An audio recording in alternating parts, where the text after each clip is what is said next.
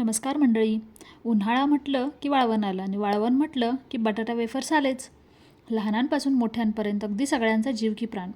पण बरेच जण तक्रार करतात की आमचे वेफर्स लाल पडतात किंवा कडक होत नाहीत. म्हणून आजची ही रेसिपी. बरं का, खूप साऱ्या टिप्ससाठी हा व्हिडिओ शेवटपर्यंत नक्की पहा आणि आपल्या द ट्रू रेसिपी चॅनलला नक्की सबस्क्राईब करा. चला सुरुवात करूयात मार्केटपासून. बटाटा निवडताना तो भाजीसारखा नसावा. बटाटा हा हाताला जड आणि कडक लागला पाहिजे. जर बटाटा दाबल्यावर तो दाबला जात असेल तर समजून जा की तो जुना किंवा खराब आहे. बटाटा हा मोठ्या साईजचा आणि जाड सालीचाच घ्यावा. तुम्ही कधी पाहिलं आहे का, नवीन बटाट्याची सालं अगदी नखानीसुद्धा निघतात. तो वेफरसाठी नको. जाड सालीचा बटाटा चिकट नसतो. त्यामध्ये जो स्टार्च असतो तो आपल्याला कुरकुरीतपणा देतो, चिकटपणा नाही. मोठ्या बटाट्यामुळे काय होतं, वेफर पाडताना तो हाताला अगदी व्यवस्थित पकडता येतो आणि शेवटपर्यंत छान स्लाईस पडतात. बटाटे घरी आणल्यानंतर वेफर्स बनवण्याची घाई नाही करायची. ते स्वच्छ धुवून घ्यायचे आणि 5-6 तास पाण्यात घालून ठेवायचे. आता तुम्ही म्हणाल, इतका वेळ कशासाठी? बघा, जेव्हा बटाटा पाण्यात शांत बसतो तेव्हा तो पाणी शोषून घेतो आणि आतून एकदम कडक होतो. तुम्ही कधी अनुभवलं आहे का? मऊ बटाट्याचे वेफर्स काढताना ते मध्येच तुटतात. पण जर 5-6 तास भिजलेला बटाटा तो इतका कडक होतो की किसणीवरून तो अगदी सहज घसरतो आणि वेफर्स छान पातळ पडतात. जेवढे पातळ वेफर्स तेवढे ते जास्त कुरकुरीत होतात. आता सालं काढण्याची वेळ. साल काढताना बटाटा उघड्यावर ठेवला की तो ऑक्सिडाईज होतो, ज्यामुळे तो काळा पडतो. म्हणूनच आपण इथे एका मोठ्या पातेल्यामध्ये पाणी घेतलं आहे आणि त्यामध्ये तुरटीचा खडा 3 ते 4 वेळा फिरवला. धुतलेला आणि साल काढलेला बटाटा लगेच या तुरटीच्या पाण्यात सोडावा. आता तुम्ही म्हणाल, तुरटी कशासाठी? तर तुरटीमुळेच आपल्या वेफर्सना एक पांढरा शुभ्र कलर येतो. इथे आपण एक एक करून अशा सर्व बटाट्यांच्या साली काढून घेतलेल्या आहेत. पाहू शकता एकूण बटाटा किती मोठ्या साईजचा आहे. आता सर्व साल काढलेले बटाटे आपण क्षणाचाही विलंब न करता तुरटी फिरलेल्या पाण्यात टाकले आहेत. जेव्हा आपल्याला चिप्स पाडायचे तेव्हा डायरेक्टली पाण्यातून बटाटा घेऊन आपण त्याचे चिप्स पाडू. एकच काळजी घ्यायची की हा बटाटा हवेच्या संपर्कात जास्त वेळ नाही आला पाहिजे, ज्यामुळे तो काळा पडेल आणि आपल्या चिप्सचाही रंग बदलून जाईल. पाण्यात भिजवून कडक झालेल्या बटाट्यामुळे चिप्स अगदी सहज पाडले जात आहेत आणि ते साईजलाही अगदी इव्हन आहेत. जर सर्वांची जाडी एकसारखी दिसेल तुम्हाला. मी इथे हा अशा पद्धतीचा स्लायसर वापरला आहे. तुमच्याकडे जो अवेलेबल असेल तो तुम्ही वापरू शकता. वेफर्स पाडतानासुद्धा किसणी थेट पाण्यावर पकडू शकतो, म्हणजे काप हवेच्या संपर्कात न येता थेट तुरटीच्या पाण्यात पडतील. यामुळे वेफर्सचा रंग अगदी दुधासारखा पांढरा राहतो.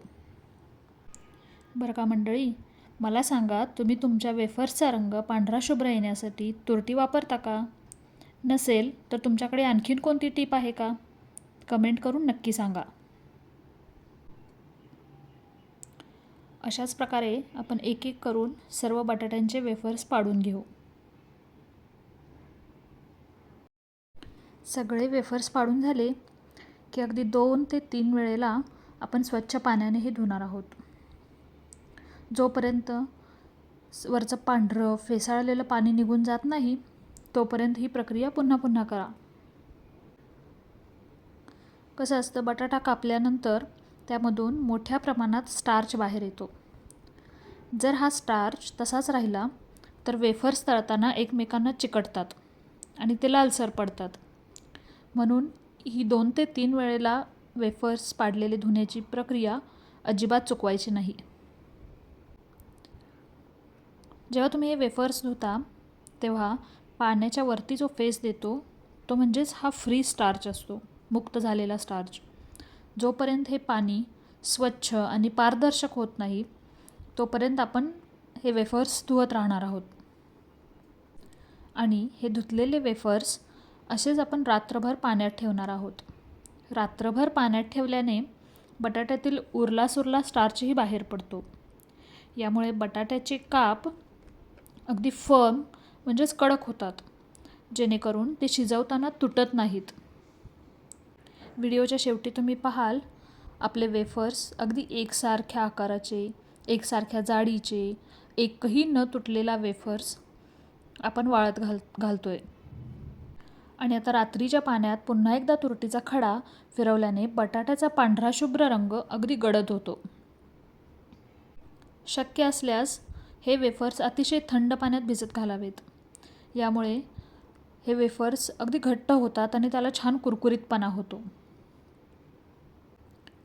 रात्रभर हे भिजवल्यामुळे आणखीन एक फायदा असा होतो की ते वेफर्स सुकल्यानंतर काचेसारखे अगदी पारदर्शक होतात आणि तळल्यावर कापसासारखे हलके आणि कुरकुरीत लागतात. इथे आपण दुसऱ्या दिवशी सकाळी पाणी उकळायला ठेवू. बटाट्याचे काप हे अगदी उकळत्या पाण्यातच टाकणे अनिवार्य आहे. जर थंड किंवा कोमट पाण्यात वेफर्स टाकले तर ते जास्त वेळ पाण्यात राहून सॉगी होतात आणि त्यांचा आकार बिघडतो. आपण एका साईडला पाणी उकळायला ठेवून हे वेफर्स निथळून घेतोय. निथळून घेतल्यामुळे यातील पाणी पूर्णपणे निघून जाईल आणि जेव्हा आपण हे उकळत्या पाण्यात टाकू तेव्हा त्या पाण्याचे टेम्परेचर कमी नाही होणार. म्हणजे थोडंफार कमी होईल पण अगदी खूप कमी टेम्परेचर नाही होणार. त्यासाठी हे वेफर्स अगदी व्यवस्थित निथळून घेणे गरजेचे आहे.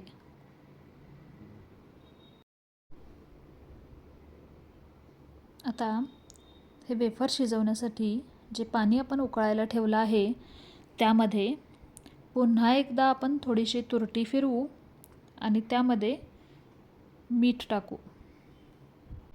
मीठ टाकताना सुद्धा एक खबरदारी घ्यावी, ती म्हणजे कोणतेही पापड वाळल्यानंतर जास्ती खारट लागतात.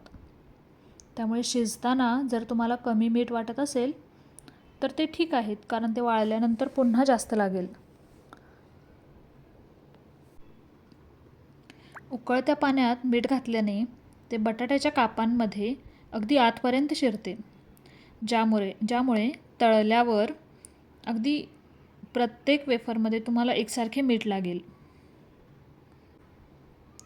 आणि तुरटीचा खडा पुन्हा एकदा फिरवल्याने उकळताना येणारा थोडाफार काळपटपणाही निघून जाईल वेफर्समधून आणि ते स्वच्छ शुभ्र दिसतील.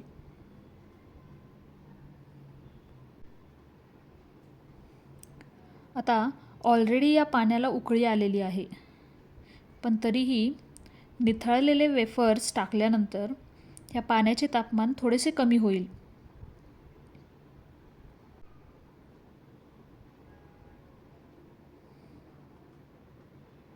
तर त्यासाठी हे तापमान पुन्हा पूर्ववत होण्यासाठी, पुन्हा उकळी येण्यासाठी थोडी वाट पाहावी लागेल. वेफर्स उकळत्या पाण्यात टाकल्यानंतर एक उकळी आली की अगदी 2 ते 3 मिनिट वेफर्स शिजणं म्हणजे पुरेसं आहे. तुम्ही वेफर्स किती शिजवता यावरती ते किती कुरकुरीत होतील, किती खुसखुशीत होतील किंवा त्यामध्ये किती तेल राहील हे डिपेंड करतं. वेफर शिजला की नाही हे कसं तपासायचं, तर ते तपासण्यासाठी एक काप आपण बाहेर काढू शकतो. तो नखाने दाबून पाहू. तो जर अगदी सहज तुटला पण लगदाही नाही झाला तर आणि तो वाकतोय तर तो शिजला असं समजावं. आणि जर का तो तोडण्यासाठी आपल्याला जास्तीचा दाब द्यावा लागत असेल तर असं समजून घ्या की तो शिजायला अजून थोडा वेळ लागेल. अधूनमधून हे वेफर्स ढवळत राहणं महत्त्वाचं आहे, नाहीतर खालच्या थरातले वेफर्स जास्त शिजतील आणि वरच्या थरातले कमी.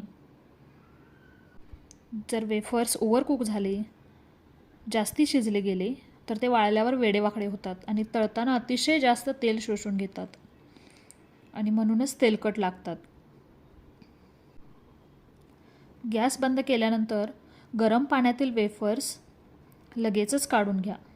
गरम पाण्यात न ठेवता ते बाहेर काढल्यामुळे सतत सुरू असलेली ही कुकिंग प्रोसेस थांबून जाईल. त्यामुळे लगेचच ते चाळणीत काढून वाफ घालवणे गरजेचे आहे. जर ते तसेच पाण्यात राहिले तर ते अजून शिजत राहतील आणि मऊ होतील. एकदा का या शिजलेल्या वेफर्समधून पाणी सर्व निथळून ते थोडेफार सुकतील तेव्हा आपण त्यांना एक एक सुटे करून उन्हामध्ये सुकायला ठेवू. वेफर्स हे उन्हात वाळवताना तुम्ही त्यावरती अगदी पातळ ओढणी किंवा सुती कापड टाकू शकता, ज्यामुळे बाहेरचा धूळ कचरा वेफर्सला चिकटत नाही आणि त्याचा पांढरा रंग आहे तसाच राहतो. वेफर्स वर्षभर टिकवण्यासाठी 2 दिवस अगदी कडक ऊन दाखवणे गरजेचे आहे. नीट जर का ते वाळले नाहीत तर डब्यात त्यांना बुरशी लागण्याची शक्यता असते. वाळलेले वेफर्स डब्यात भरून डबा बंद करायची घाई नाही करायची. ते चांगले थंड झाले की मग डबा बंद करायचा. मग कशी वाटली आजची रेसिपी कमेंट करून सांगा आणि लाईक शेअर करा. धन्यवाद. पुन्हा भेटू.